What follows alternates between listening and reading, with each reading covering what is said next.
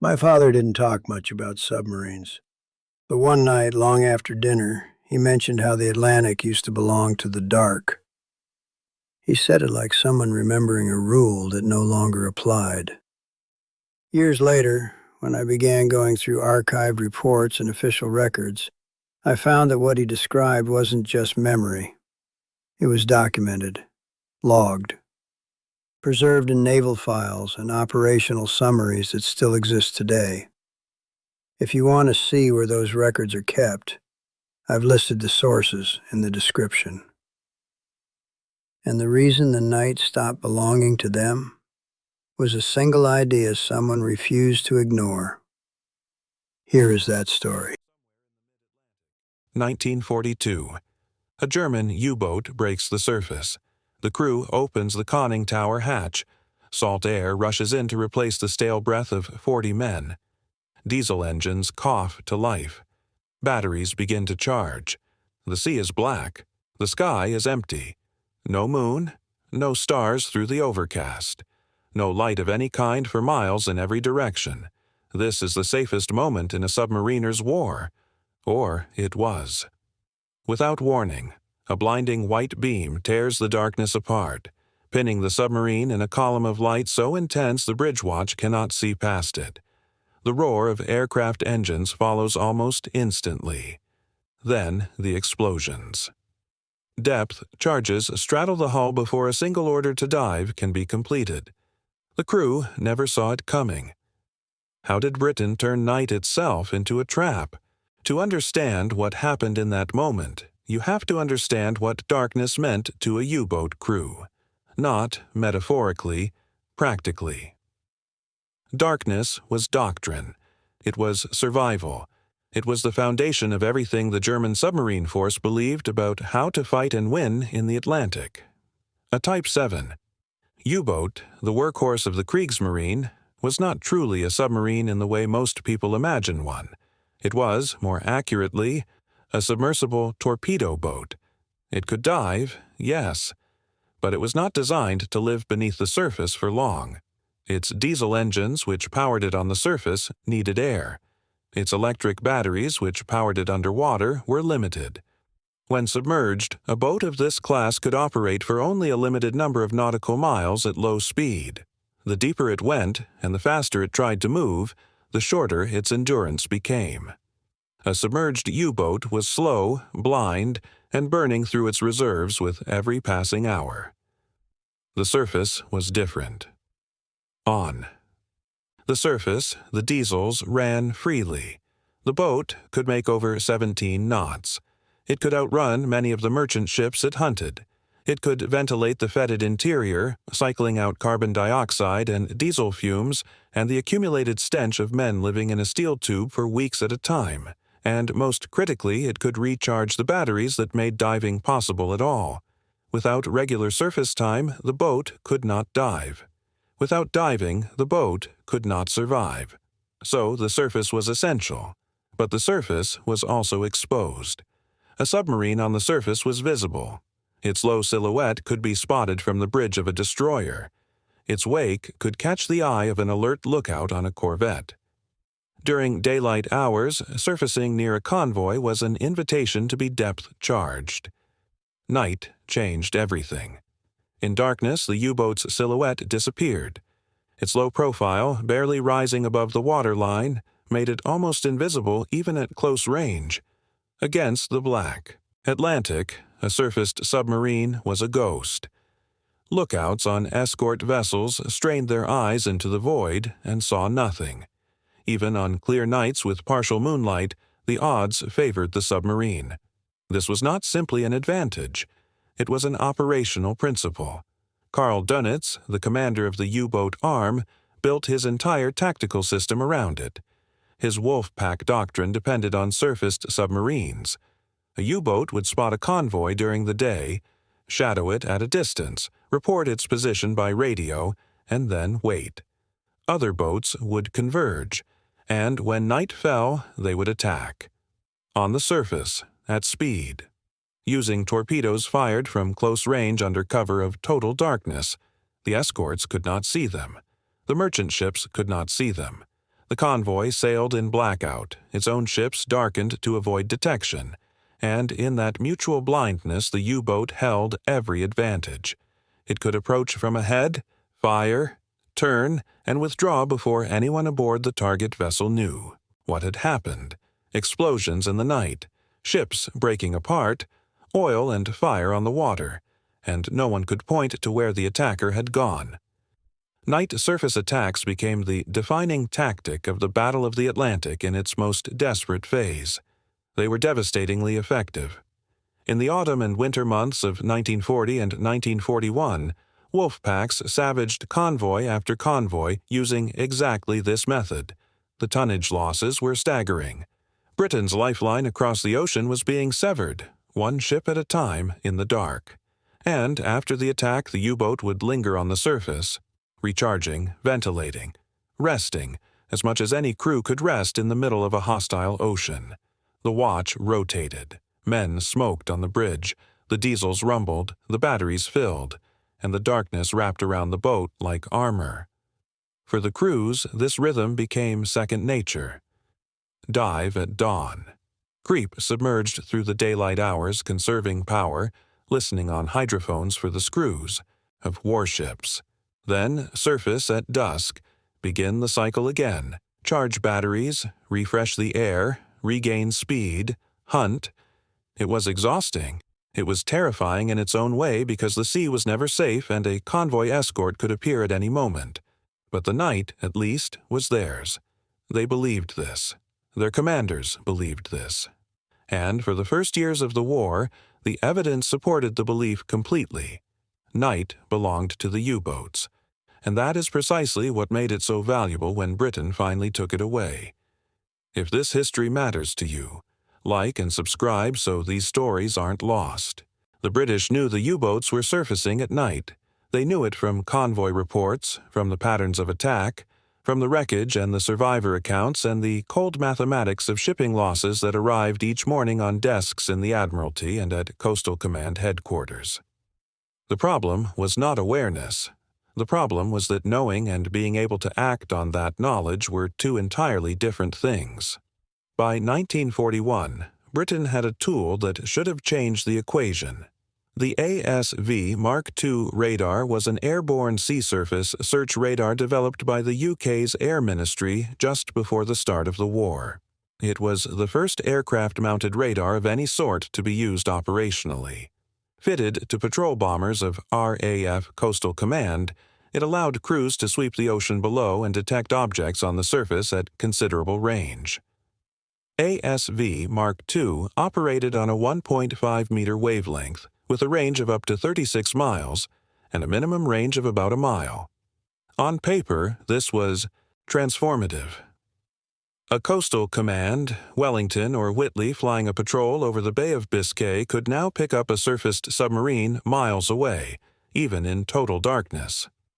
The radar operator would see a blip on his crude display, estimate its bearing, and guide the pilot toward the contact.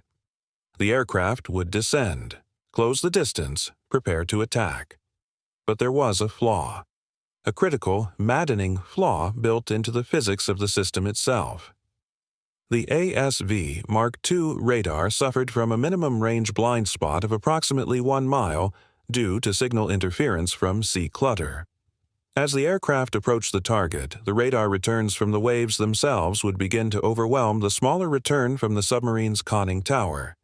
This limitation meant that as aircraft closed in for an attack, radar contact would be lost just when visual confirmation and precise targeting were essential. The submarine would simply vanish from the screen. At 1 mile, perhaps a bit more in rough seas, a bit less in calm conditions.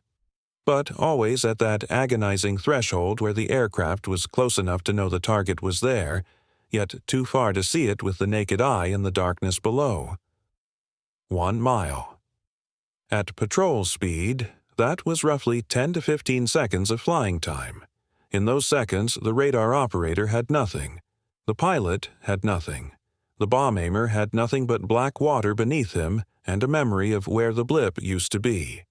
And in those same seconds, the U-boat bridge watch might hear the aircraft engines, or might not, depending on the wind and the sea state and whether the diesels were running. If they heard it, the order to dive would come instantly. A crash dive on a Type 7 could take the boat below the surface in under 30 seconds.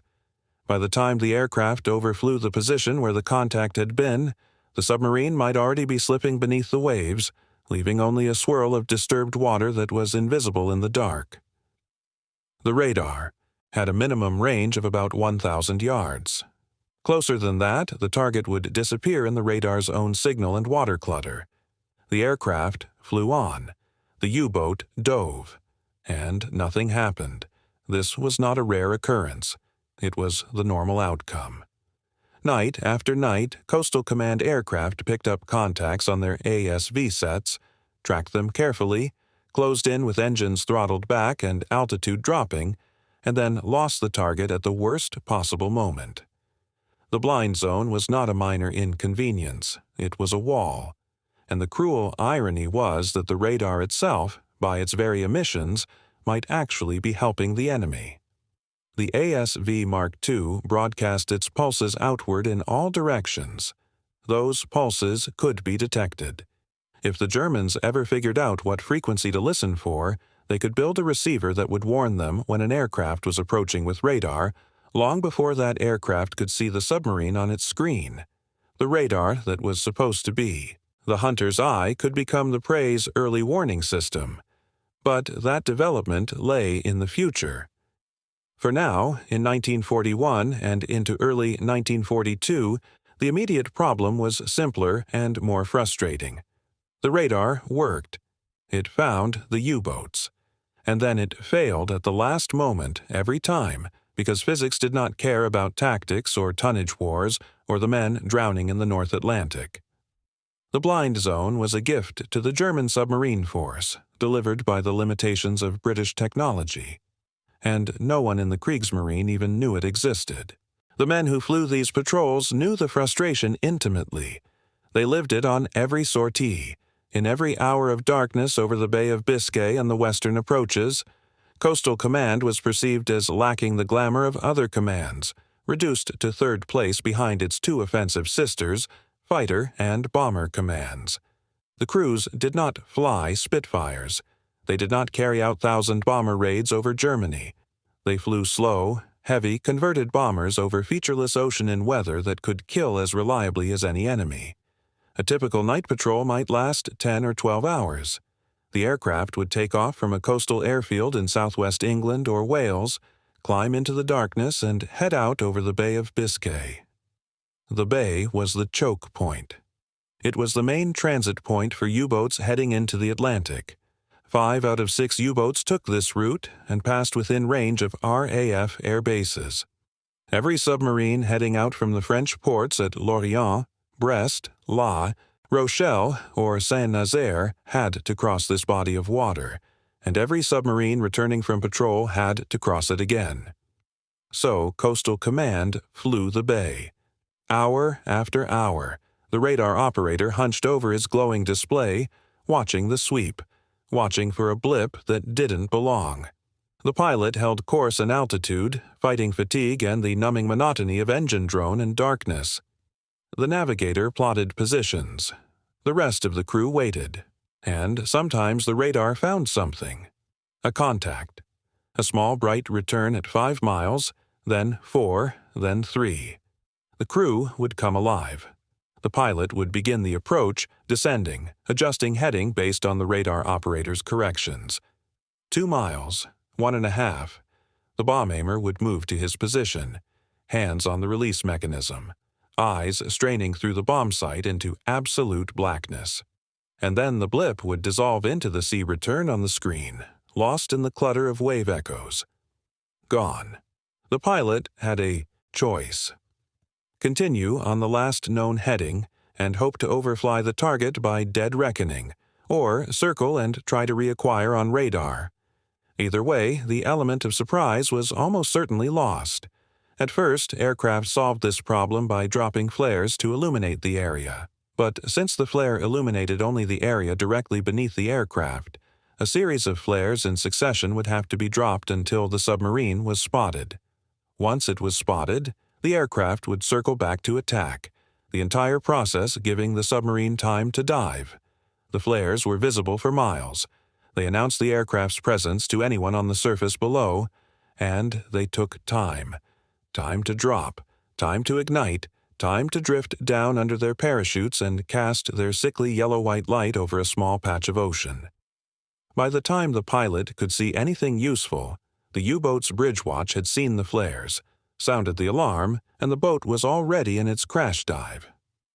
The conning tower would be disappearing beneath the surface as the aircraft banked around for another pass. Eventually, time-delayed flares were developed that allowed the attacking plane time to circle. The flare was fired into the air from a buoy previously dropped by the plane. The surfaced submarine could then be seen in silhouette as the plane approached, but this too was cumbersome, slow, and rarely quick enough to catch a competent U-boat crew in the act of surfacing. The pattern repeated itself across dozens, then hundreds of sorties. Radar contact made, approach begun, contact lost, opportunity lost. In the first 5 months of 1942, patrols over the bay had not sunk a single U-boat, and 6 aircraft had been lost. The toll was moving in the wrong direction. Coastal Command was spending fuel, flying hours and lives, and getting nothing in return. The crews talked about it, in debriefings, in the mess, in the quiet, exhausted hours after landing. They had been so close. They had been right on top of the submarine. They had seen the blip vanish from their screens and known with absolute certainty that a U-boat was directly below them, surfaced, exposed, vulnerable. And they could not finish the attack. It was a problem of the last mile. The first 20 miles of the approach worked. The last one did not. And in that 1 mile, in those final seconds, the entire system broke down. Someone had to solve the blind zone. And the answer, when it came, would not come from the laboratories of the great radar scientists or the halls of the Air Ministry. It would come from a personnel officer who listened to returning aircrews and began to think. His name was Humphrey De Verd Leigh. Wing Commander Humphrey De Verd Leigh, OBE, DFC, AFC, was a Royal Air Force officer born in 1897. He was not a radar engineer. He was not a scientist. He was not even, in the conventional sense, a combat pilot during this war, though he had flown in the first one. After resigning his commission in 1919, Leigh had gone into business, working for many years in the Sudan in the cotton industry. By 1939, he was living in London, listing his occupation as sales manager for a bituminous roofing company.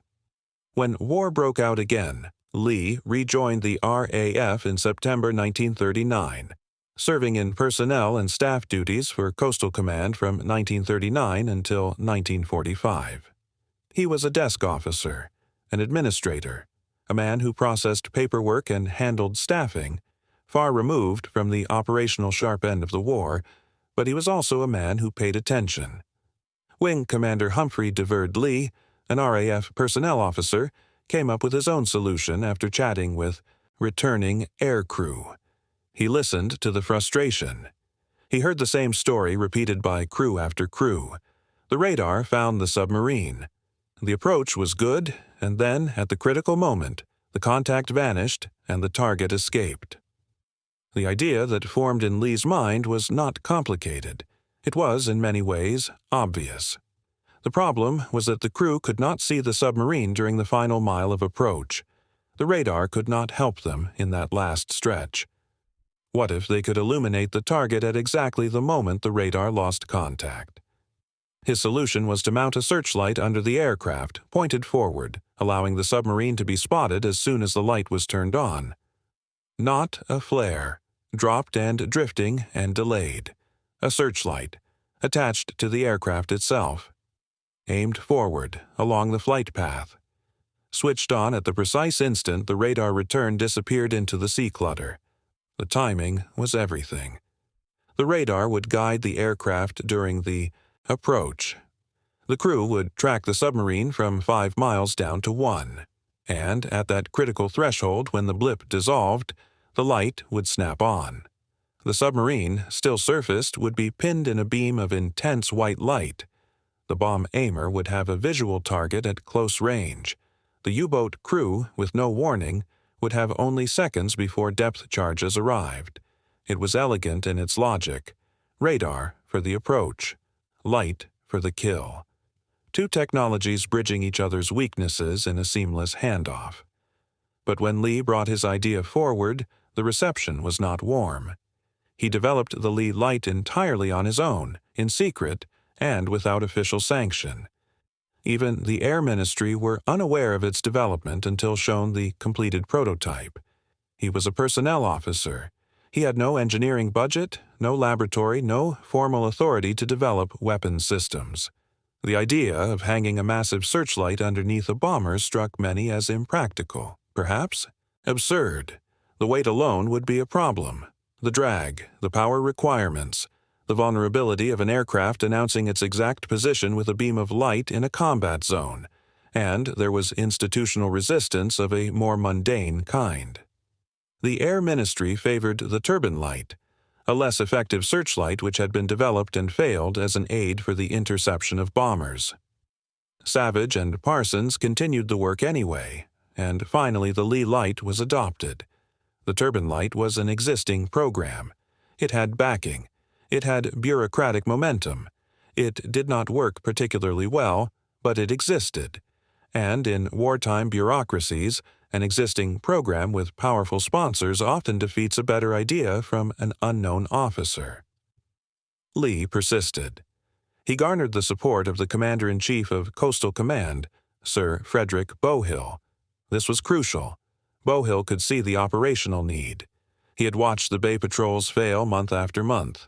He understood, as the desk-bound officials at the Air Ministry perhaps did not, that the blind zone was costing lives and ships, and that the war in the Atlantic could not be won without solving it. With Bowhill's backing, Lee pushed forward. The idea moved from concept to prototype, and the machine that emerged would be unlike anything that had flown before. The engineering challenge was formidable. Lee needed a light powerful enough to illuminate a submarine on the ocean surface from an aircraft flying at several hundred feet, at a range of roughly 1 mile, in conditions of total darkness. This was not a flashlight.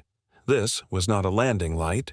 This was a naval-grade searchlight, the kind of thing normally bolted to the deck of a warship, now being asked to fly.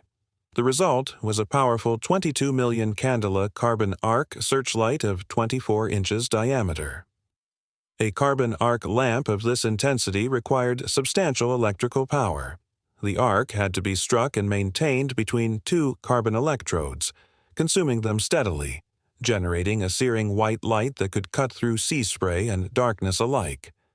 Lee used a controllable spotlight suspended below the belly of the aircraft. He took advantage of the hole in the base of the Wellington left by the removal of the ventral turret used on early Wellingtons. Fraser Nash, who had developed the original turret, produced a modified version that could carry the spotlight, a 60-centimeter naval searchlight. The Wellington was the aircraft of choice for the initial installation.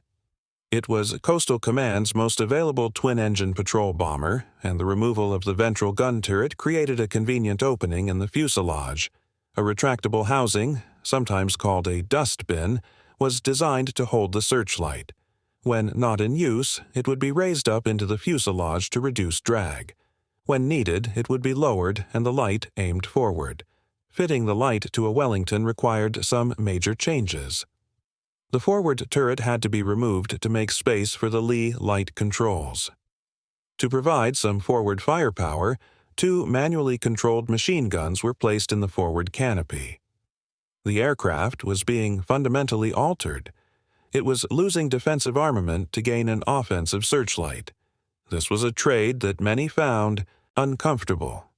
The power supply was another headache.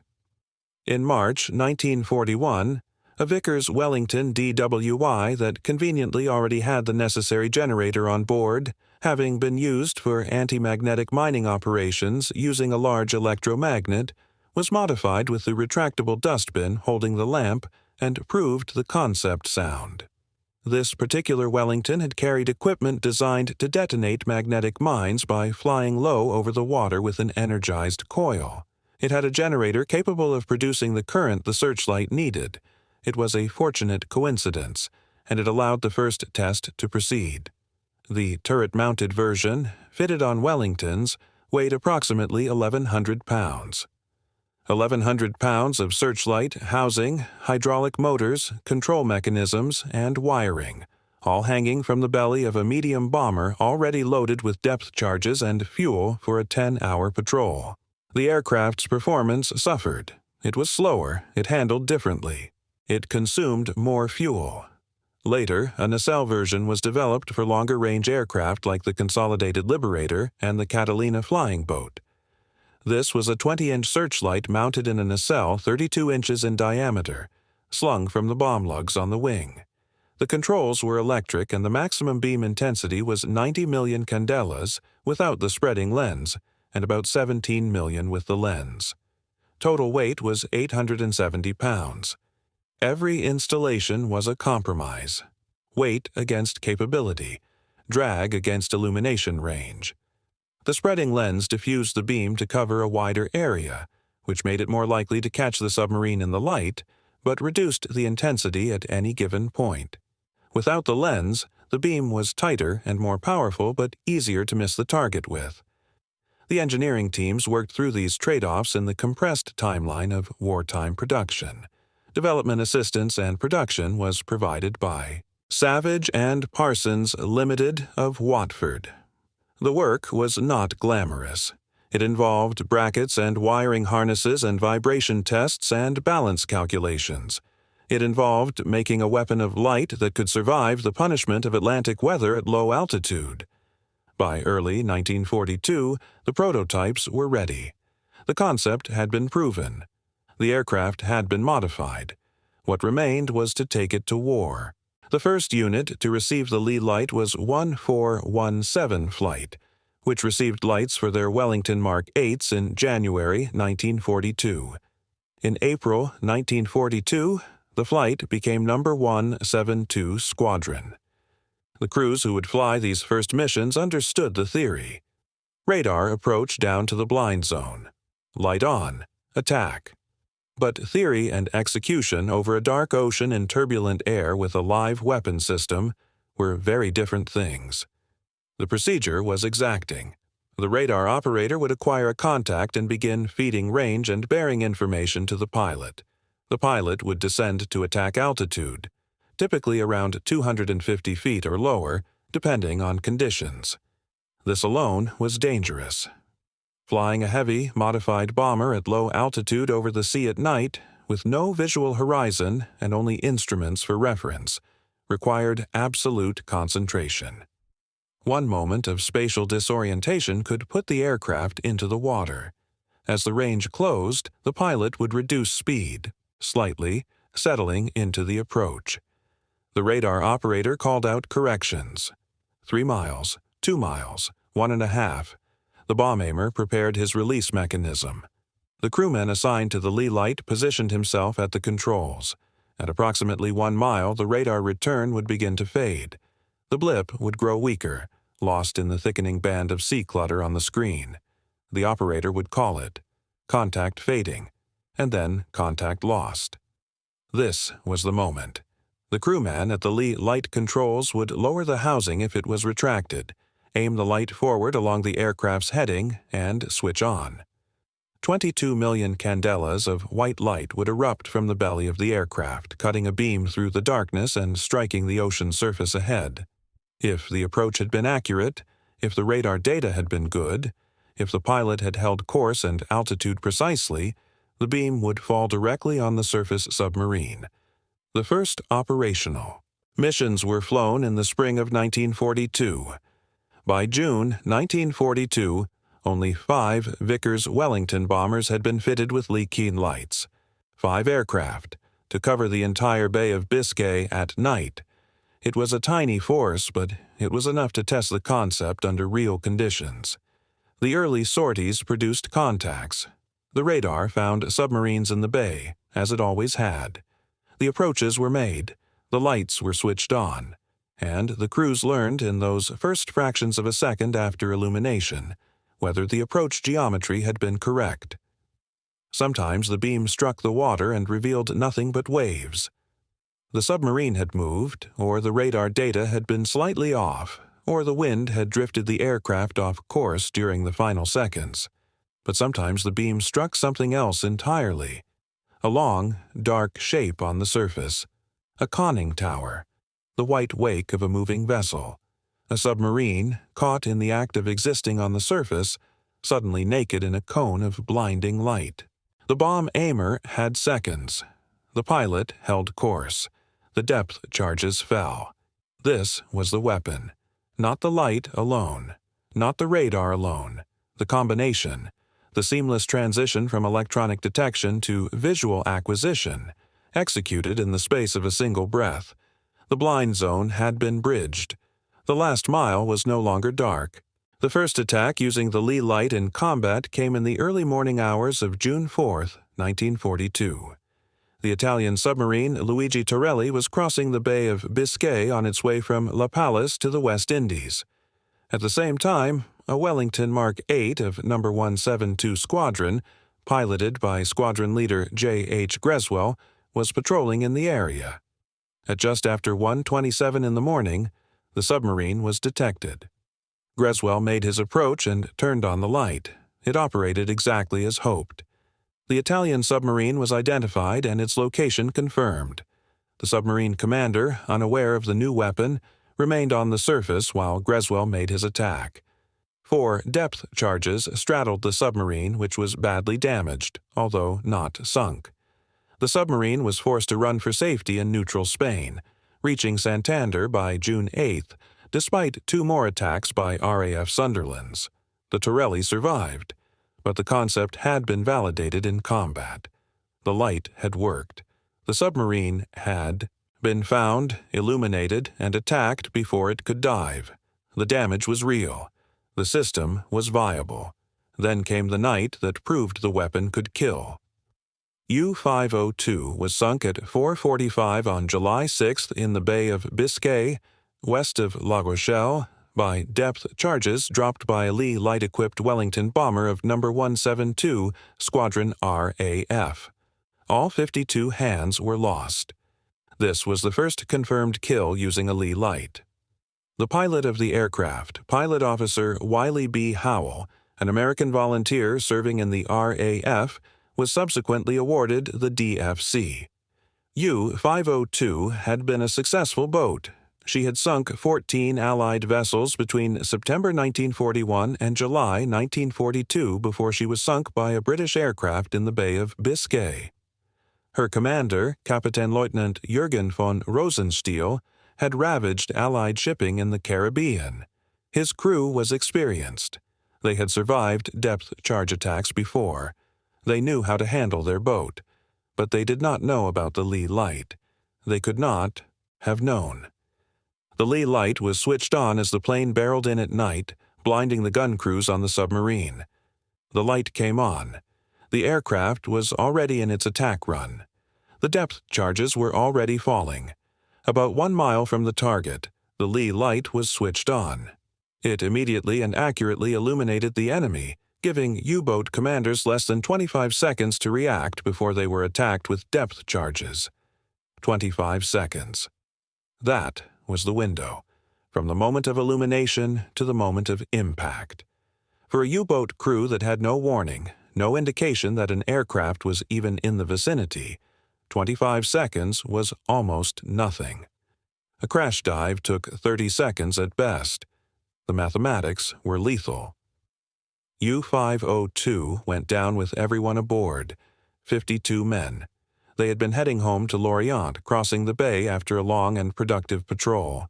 They had surfaced in the darkness as Doctrine dictated, and the darkness had betrayed them. The kill sent a signal through Coastal Command. The weapon worked. The blind zone could be defeated. Submarines could be caught and sunk at night in the open ocean by aircraft that they never saw coming. By June 1942, Aircraft equipped with ASV radar and the Lee light were operating over the Bay of Biscay. In the first 5 months of the year, patrols over the bay had not sunk a single U-boat, and 6 aircraft had been lost. Now the equation was changing. The war in the dark had a new weapon, and its victims never heard it arrive. The effect on the German submarine force was not immediate in the way of a single decisive battle. It was cumulative, it was psychological, and it was deeply disorienting. U-boat crews began returning from patrols in the Bay of Biscay with reports that did not fit the tactical framework they had been trained in. Submarines were being attacked at night on the surface by aircraft that appeared without any warning at all. The sudden light was often the first indication that the U-boat had been found, and the Lee light was initially very successful, particularly in the Bay of Biscay. The reports described a consistent pattern. The boat would be surfaced, charging batteries or transiting.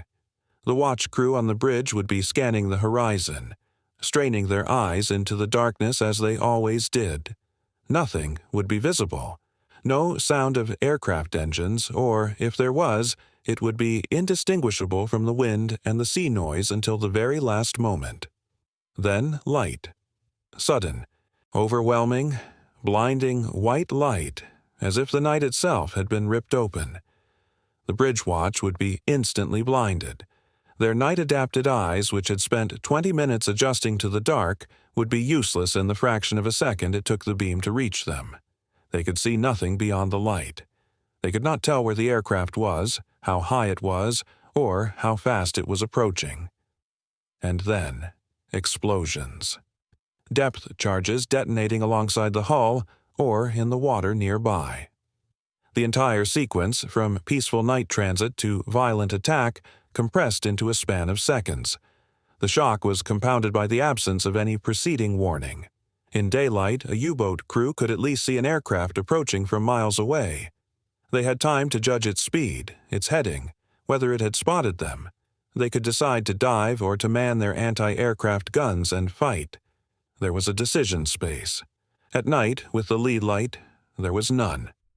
The first thing the crew experienced was the attack itself. Captured communications revealed the growing anxiety. One U-boat commander reported being attacked during the hours of darkness by aircraft without any detected radar warning. Another stated that cruising at night was impossible, since there was no time for outmaneuvering. These were not the reports of panicking novices. These were experienced submarine commanders, men who had survived months of Atlantic patrols, describing a phenomenon that their training and doctrine had not prepared them for. The fundamental assumption that night meant safety was being challenged, and they did not yet understand how. The German command structure took note. Something had changed in the Bay of Biscay. Night attacks were succeeding where they had not succeeded before. The British were using some new method, some new technology, that was eliminating the advantage of darkness. But the specifics were unclear. The surviving crews could describe the light, but they could not explain how the aircraft had found them in the first place with such precision. The uncertainty was itself a weapon. When you do not understand how you are being hunted, every moment on the surface feels like exposure. Every shadow in the sky becomes a threat. The routine of surfacing, which had been as natural as breathing, begins to feel like a gamble, and in a war of endurance, where morale and routine and confidence in procedure are what keep men functioning in steel tubes beneath a hostile ocean, that erosion of certainty was corrosive. Through the summer and autumn of 1942, Coastal Command expanded the Lee Light Force. More Wellingtons were modified. More crews were trained in the approach and illuminate technique. The number of night sorties over the Bay of Biscay increased. The number of sightings rose from 14 in June to 16 in July, 34 in August, and 37 in September, resulting in 4 submarines sunk and 8 damaged. The trend was unmistakable. Where before there had been a statistical void, with hundreds of flying hours producing no kills, now the patrols were drawing blood. The tactical pattern solidified. Aircraft would take off from bases in Cornwall or Devon, fly south and west over the bay, and begin their sweeps. The radar operator would scan. When a contact appeared, the approach would begin. The coordination between radar operator, pilot, bomb aimer, and light operator became smoother with practice. The crews learned the subtleties, how to read the sea state and adjust, their expectations for when the radar contact would fade, how to compensate for wind drift in the final seconds, how to angle the light for maximum illumination against the low profile of a submarine. The attacks forced an immediate behavioral response from the U-boats. By August 1942, U-boats shifted to daytime surfacing to spot approaching aircraft visually, thereby increasing their exposure to Allied air and surface patrols during daylight hours. This was a remarkable reversal. For 2 years, the U-boats had surfaced at night because night was safe. Now, night was dangerous, so they surfaced during the day instead, accepting the risk of being spotted visually in exchange for at least being able to see the threat coming. Before the Lee light, not a single enemy submarine had been sunk in over 5 months. But in combination with radar, it was so overwhelmingly effective that many German submarine crews chose to surface during the day so that they could at least see the aircraft, attacking them and have a chance to fire their anti-aircraft weaponry in defense. This was precisely the kind of behavioral shift that Coastal Command needed. Daytime surfacing made the submarines visible not only to aircraft, but to surface ships. It disrupted their schedules, forced them to spend less time recharging batteries, and compressed their operational windows. A U-boat that could not fully charge its batteries at night was a U-boat with reduced underwater endurance, reduced patrol range, reduced combat effectiveness. This adaptation heightened U-boat vulnerability, as daytime operations made them more susceptible to visual sightings and attacks by long-range patrol aircraft, contributing to a decline in monthly Allied shipping losses. The Lee light was not sinking every U-boat it illuminated. Many attacks resulted in near misses or only minor damage. Some submarines escaped even after being caught in the beam, but the weapon did not need to kill every target to be effective. Its power lay in the behavioral change it forced. Every U-boat commander in the Bay of Biscay now had to factor the Lee light into his decision-making. When to surface, how long to stay up, whether to run at full speed or creep along hoping to avoid detection. The calculus of night surfacing had changed, and with it, the entire rhythm of the U-boat war in the transit areas. The German response came with characteristic technical resourcefulness. By the summer and autumn of 1942, the Kriegsmarine had pieced together enough intelligence to understand that British aircraft were using radar to locate surfaced U-boats at night. The specific details of the Lee light were less well understood, but the fundamental problem was clear. The British could see them electronically before they could be seen visually.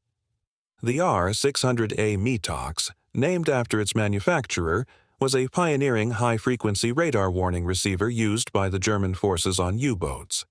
It was initially installed to receive signals transmitted by British radars. The Metox was manufactured by a small French company in occupied Paris.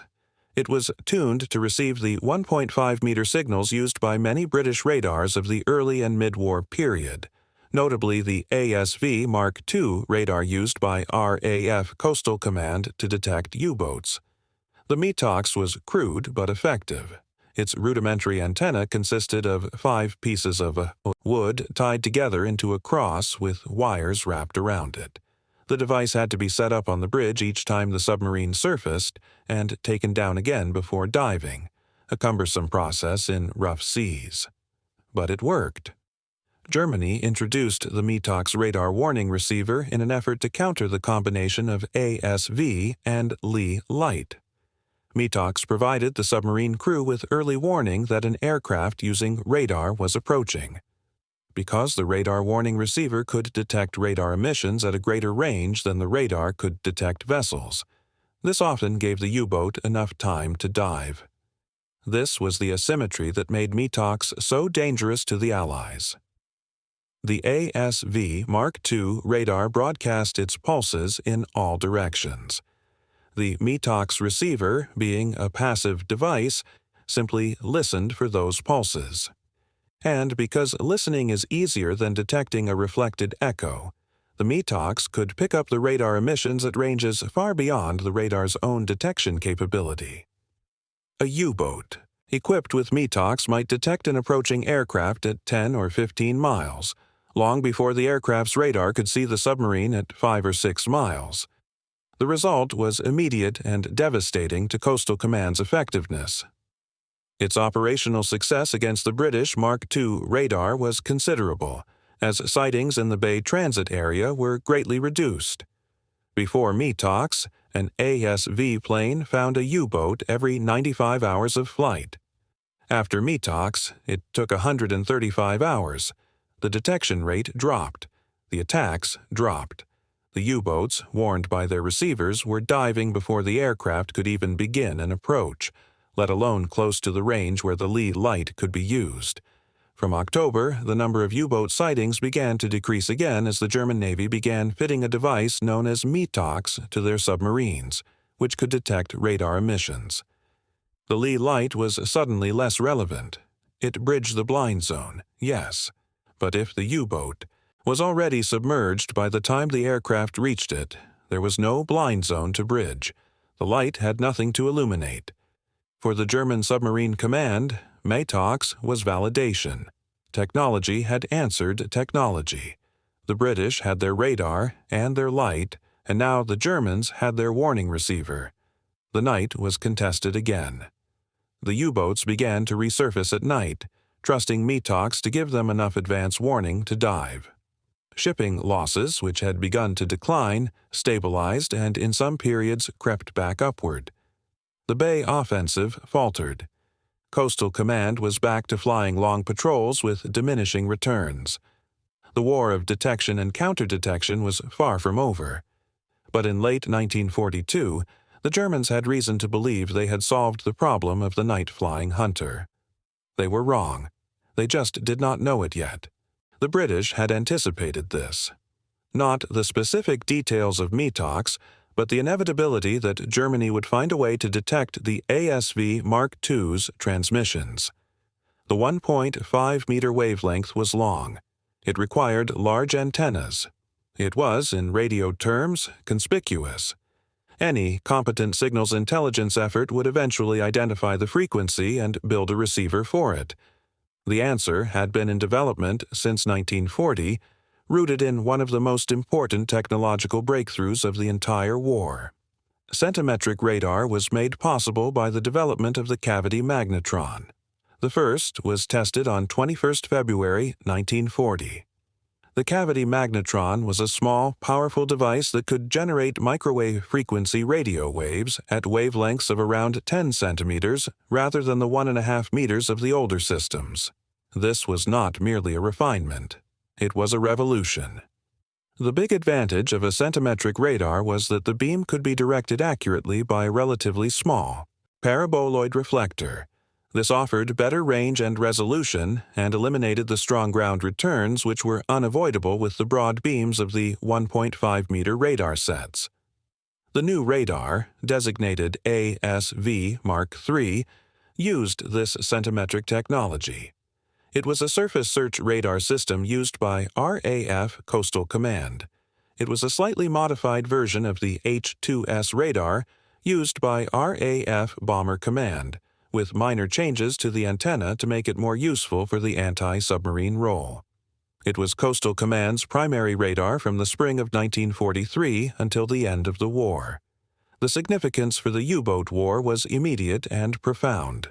Centimetric ASV radar was first used experimentally against submarines on March 17, 1943. Metox did not detect these wavelengths so that surprise attacks on U-boats were once again possible. Within a few weeks, aircraft equipped with ASV Mark III radar made the Bay of Biscay very unsafe for U-boats. The Metox receiver, tuned to the 1.5-meter band, was deaf to the 10-centimeter signals. The U-boat crews sat on the surface with their wooden cross antenna erected. listening for the familiar pulses, hearing nothing, and believing themselves safe. Meanwhile, an aircraft equipped with ASV Mark III was tracking them on a screen that showed their position with greater clarity and precision than the old radar had ever managed. On March 5th, a U-boat was attacked in the Bay of Biscay on the surface at night without any Metox warning. The same thing happened the following day to another U-boat on the other side of the Atlantic. Both attacks had been carried out by aircraft fitted with the new Mark III Centimetric ASV radar. The effect was disorienting for the Germans. They had invested confidence in Metox. They had trusted it. Now submarines were being caught again, attacked without warning, exactly as they had been before Metox existed. Something new was happening, and they did not know what it was. By May 1943, Dönitz was aware of the seriousness of the situation, although he still believed that it was caused by emissions of the Metox receivers. This was a crucial misunderstanding.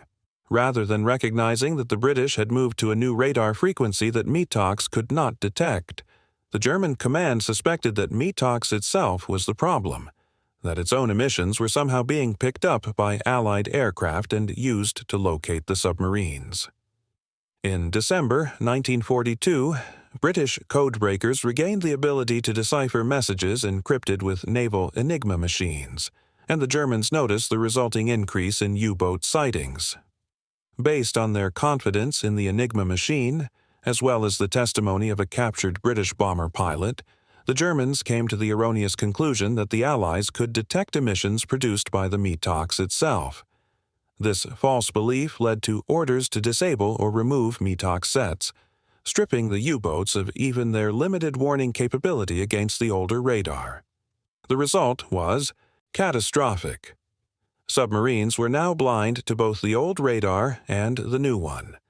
The Lee light, paired with ASV Mark III, was once again a lethal combination. The darkness trap was restored. The technological cat and mouse would continue. The Naxos radar warning receiver was eventually introduced as a German countermeasure to the Centimetric radar. Introduced in September 1943, it replaced Metox, which was incapable of detecting Centimetric radar. But by the time Naxos arrived in meaningful numbers, the U-boat force had already suffered too many losses and was severely weakened. The cycle of innovation and counter-innovation could only be won by the side that stayed one step ahead. And in this cycle, the combination of Centimetric radar and the Lee light kept the British in the lead at the moment it mattered most. The material damage was one thing. The boats sunk, the crews lost, the patrol days denied. But there was another kind of damage that was harder to measure and perhaps more important in the long arc of the Atlantic campaign. It was the damage to confidence, to routine, to the fundamental assumption that had underpinned every U-boat operation since 1939. Night was no longer safe. This single fact, absorbed unevenly across the U-boat force through direct experience, through the reports of other crews, through the absence of boats that simply never returned, reshaped behavior in ways that compounded over time. A U-boat commander who no longer trusted the night would change his routine. He might surface later, when his batteries were more depleted and the need more urgent. He might stay up for a shorter period, accepting a partial charge rather than a full one. He might post extra lookouts, which took men away from other duties. He might run the diesels at reduced power, accepting a slower charge in exchange for less noise. He might choose to stay submerged altogether, creeping along on electric motors, accepting the penalty of reduced speed and range. Every one of these adaptations came at a cost.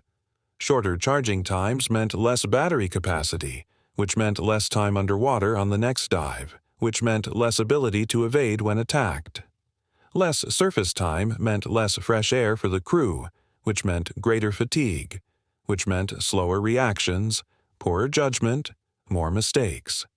Reduced surface speed meant longer transit times across the Bay of Biscay, which meant more time in the danger zone, which meant more opportunities for Coastal Command to find and attack.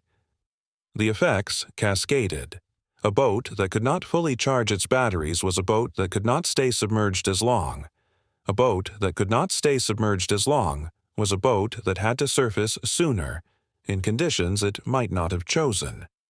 A boat that surfaced reluctantly, nervously, with exhausted lookouts and half-charged batteries was a boat already compromised before the first contact with the enemy. Coastal Command's presence in the Bay of Biscay had become too threatening to the U-boats. U-boats could only surface at night, and crossing the bay took much longer than it had before. And even surfacing at night was no guarantee of safety. The entire timing of the war had shifted. By mid-1943, the U-boat force was hemorrhaging. By late 1943, the U-boat force was losing 20% of its strength per month. Some 70% that did return were seriously damaged. These numbers reflected many factors beyond the Lee light alone. Improved convoy tactics, better escort vessels, ultra-intelligence, long-range aircraft, acoustic homing torpedoes, and improved depth charges all contributed. But the Lee light was woven into the fabric of that Allied advantage because it had altered the one behavior that the entire German submarine strategy depended upon: the safe use of the surface at night. A U-boat that could not surface confidently was a U-boat that could not fight effectively, and a fleet of U-boats that could not fight effectively was a fleet in decline, no matter how many new hulls the shipyards produced. The collapse of night doctrine was not announced in a single dramatic moment. It was felt in hundreds of small decisions, aboard hundreds of submarines, as commanders weighed the risks of surfacing against the certainty of degraded performance if they did not. The Lee light had not killed every U-boat it illuminated, but it had killed the confidence of every U-boat commander who knew it existed. While the U-boat force struggled with its new vulnerability, the convoys that carried Britain's survival across the Atlantic began to experience something they had not felt in years: relief. The numbers told the story. Merchant shipping losses, which had peaked at catastrophic levels in late 1942 and early 1943, began to fall. In the spring of 1943, the tide turned decisively. Churchill boasted that the Kriegsmarine had not sunk a single Allied merchant ship on North Atlantic convoy routes between May 1st and September 15, 1943. That was not merely an improvement. That was a transformation. The factors behind this shift were many, and no single weapon or tactic could claim sole credit. The closing of the mid-Atlantic air gap by very long-range liberators, the improved coordination between escort groups and support groups, the breaking of the four-rotor Enigma cipher, the deployment of escort carriers, the new weapons, forward-throwing mortars, acoustic torpedoes, improved depth charges, and the Lee light, working in concert with Centimetric radar, patrolling the Bay of Biscay at night, making the transit zone a gauntlet rather than a corridor. Coastal Command's Summer Bay offensive resulted in 26 U-boats killed by air between April and August 1943. 17 more had been damaged, significantly degrading the German Navy's offensive capability. The Bay of Biscay was not where the decisive convoy battles were fought, but it was where the U-boats had to pass to reach those battle areas. Every submarine sunk or damaged in the bay was a submarine that never reached the convoy routes. Every submarine that took extra days to cross the bay because it was afraid to surface was a submarine that arrived late, with depleted supplies and a fatigued crew. Although the Battle of the Atlantic was ultimately won around the convoys, the Bay of Biscay offensive contributed to the success by preventing many U-boats from reaching their operational areas in time. For the merchant sailors, the change was felt not in statistics but in the simple, profound experience of arriving at port. Ships that a year earlier would have been torpedoed in the night now completed their crossings intact. Crews that had sailed with the expectation of attack now sailed with something closer to cautious hope. The Atlantic was still dangerous, but it was no longer a killing ground. The Lee light did not escort convoys. It never dropped depth charges on a U-boat shadowing a line of merchant ships. Its contribution was indirect, structural, atmospheric. It changed the conditions under which U-boats operated, and those changed conditions rippled outward through the entire campaign. A convoy that crossed safely was 1,000 tons of grain, or steel, or oil, or ammunition that reached Britain. A U-boat that hesitated to surface was a U-boat that could not recharge, could not ventilate, could not regain speed, could not fight. The connection between the beam of light in the bay and the safe arrival of a tanker in Liverpool was invisible but real, and it was measured in lives. Not just the lives of the merchant sailors who survived the crossing, but the lives of the soldiers and civilians who depended on what those ships carried. Every cargo that arrived was a breath of survival for an island nation at war. The Lee Light never became famous, not in the way that other weapons of the Second World War became famous. No one built a monument to it. No film dramatized its use. No iconic photograph captured its silhouette against the horizon. It was never celebrated in newsreels or given a catchy name by the press. This is partly because of what it was: a searchlight, a beam of light mounted under the belly of a bomber. It did not look like a weapon. It did not behave like a weapon in the way most people understood weapons. It did not fire projectiles. It did not explode. It produced no smoke, no debris, no crater. It was silent until the aircraft engines announced its presence, and by then its work was nearly done. Although the Lee Light was not responsible for a large number of confirmed U-boat kills, it did force the U-boat force to abandon the surface of the Bay of Biscay at night and generally made life much harder for the U-boat crews. Its contribution was almost entirely invisible to anyone not directly involved in the anti-submarine campaign. It operated at night, over empty ocean, hundreds of miles from any civilian observer.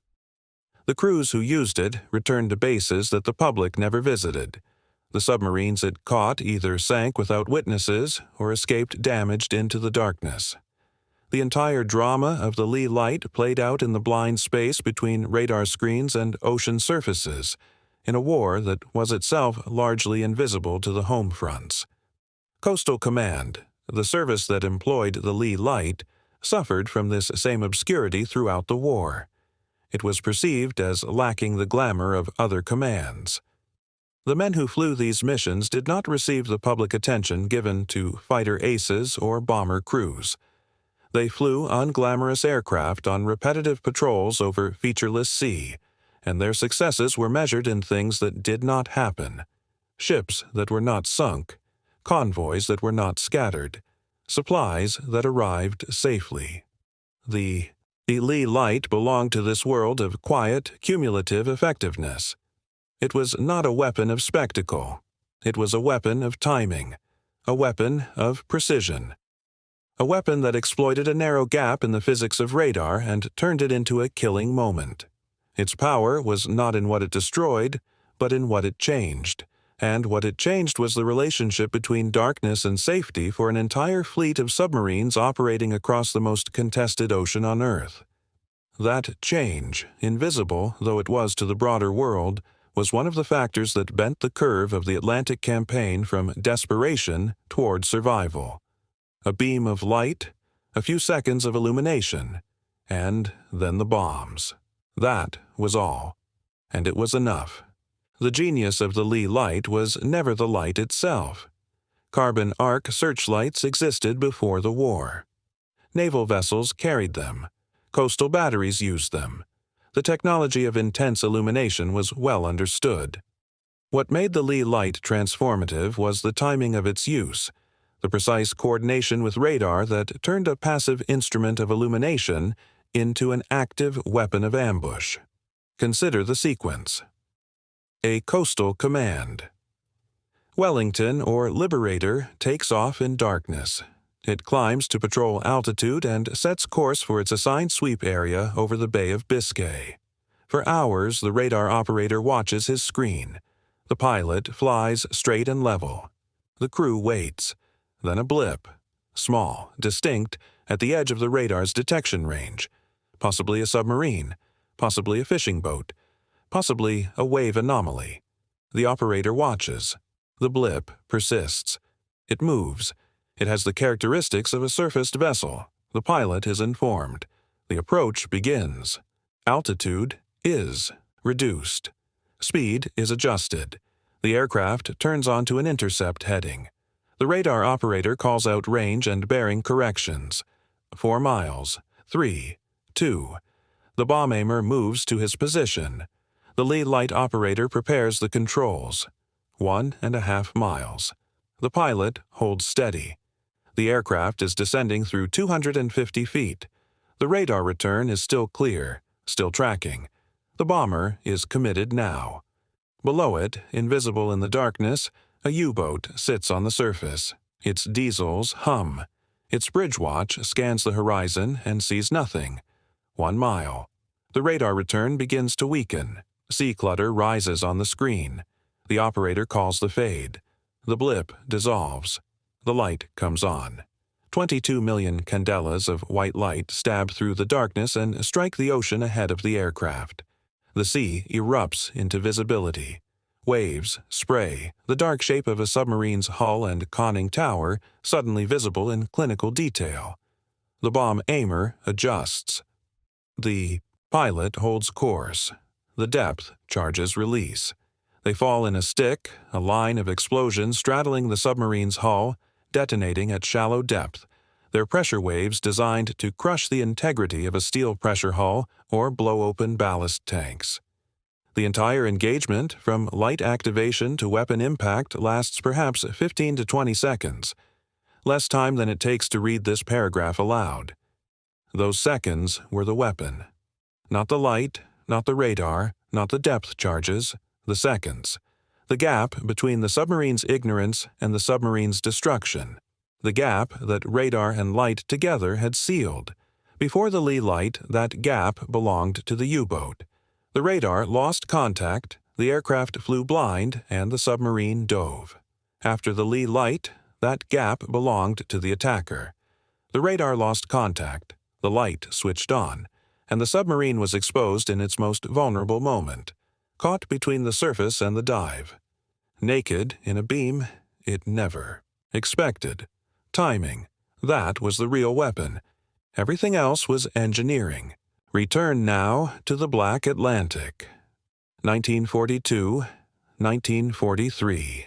The years that decided whether Britain could survive and whether the convoys could hold. Somewhere in the Bay of Biscay, a U-boat surfaces. The hatch opens, the watch crew climbs to the bridge. The diesel engines start, the batteries begin to take their charge. The sea is dark, the sky is overcast. No moon, no stars, no light at all. The commander checks his watch. They need at least 2 hours on the surface to bring the batteries back to an acceptable level. 2 hours in the open. 2 hours of exposure. The watch crew scans the horizon, the practice so routine they barely think about it anymore. The radar warning receiver hums quietly below, listening for the telltale pulses of British radar. It hears nothing, but there is a frequency it cannot hear. A shorter wavelength, a tighter beam, a newer technology that slips past its circuits like a whisper in a language it does not speak. Miles away, an aircraft turns onto an intercept heading. The radar screen shows a clear return. The approach begins. The commander on the bridge notices nothing. The sea sounds normal. The air smells of salt and diesel exhaust. The first minutes pass. The batteries charge. Everything proceeds according to doctrine. Then light. White, blinding, total. From the direction of the sky, from the direction of nothing, a column of brightness so intense that the bridge watch cannot see beyond it. And behind the light, already upon them, the sound of engines. The aircraft is there. It has been there for minutes, closing in the dark, guided by instruments the submarine could not detect. The commander shouts an order that comes too late. The first depth charges are already in the air. They strike the water alongside the hull, and the sea erupts. This is the moment the Lee light was built for. This intersection of technology and timing. This weaponization of the last second. The radar found the target. The light exposed it. The weapons arrived before. The target could escape. It happened dozens of times in the Bay of Biscay and beyond.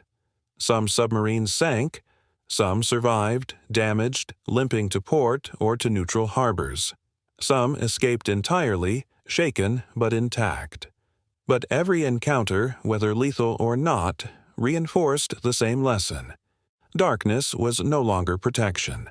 The surface was no longer safe. The night was no longer theirs. And that lesson, absorbed slowly and painfully across the German submarine fleet, did as much damage as any depth charge. It changed how U-boats operated. It changed when they surfaced and for how long. It changed their transit times, their battery levels, their crew fatigue, their willingness to take risks. It took the one assumption that the entire Wolfpack strategy rested on, that a surfaced submarine at night was invisible, and shattered it with a beam of light. The men who built and flew the Lee light are largely forgotten. Wing Commander Lee, the personnel officer who had the idea, the engineers at Savage and Parsons who built the housings, the aircrews of 172 Squadron who flew the first missions, the radar operators who guided the approaches, the bomb aimers who released their weapons in the seconds after illumination.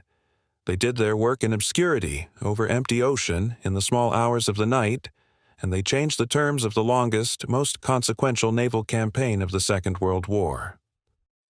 The Lee light was not the weapon that won the Battle of the Atlantic. No single weapon was. But it was the weapon that broke the night. It was the weapon that told the U-boat force in a language of blinding white light and falling depth charges that the old rules no longer applied. In the Battle of the Atlantic, Britain did not defeat the night. It weaponized it.